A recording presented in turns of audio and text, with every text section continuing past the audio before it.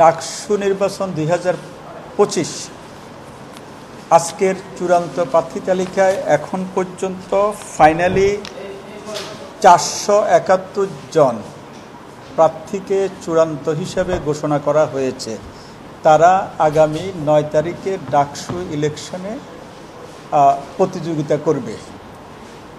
এর মাঝে অল্প সংখ্যক আমাদের প্রত্যাহার এবং আপিল করা নাই, সেই রকম সংখ্যা হচ্ছে 38। আমাদের মোট ক্যান্ডিডেট ছিল, আমাদের যে খসড়া তালিকা যেটা ছিল চূড়ান্ত খসড়া, সেখানে ছিল 509 জন।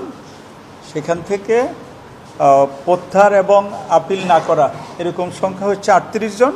মোট এখন 471 জন আমাদের চূড়ান্ত বৈধ প্রার্থী হিসাবে ডাকসু 2025 নির্বাচনে প্রতিদ্বন্দ্বিতা করবে। আপনাদেরকে অসংখ্য ধন্যবাদ। হল সংসদটা আমরা এখনও আপডেটটা পাই নাই, অলরেডি তারা তাদের ওয়েবসাইটে দিয়ে দিয়েছে, আপনারা সেখান থেকে হয়তো পেয়ে যেতে পারেন। না, নারী প্রার্থীর সংখ্যাটা এই মুহূর্তে বলতে পারতেছি না, ওটার আরেকটা স্টার্ট না, আগে তো ছিল। যেটা আমাদের মনে হয়েছে আর কি কম, মানে তারা প্রার্থীতে প্রত্যাহার মানে কম হয়েছে।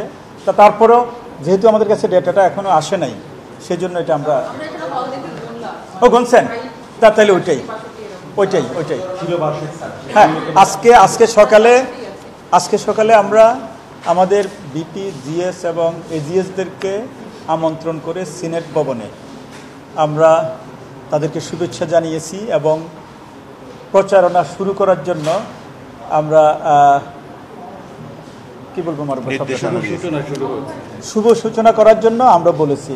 সেই অনুযায়ী তারা সবাই হলে চলে গেছে, ক্যাম্পাসে চলে গেছে। তারা ইতিমধ্যে আমরা খবর পেয়েছি প্রচারণা চালাচ্ছে।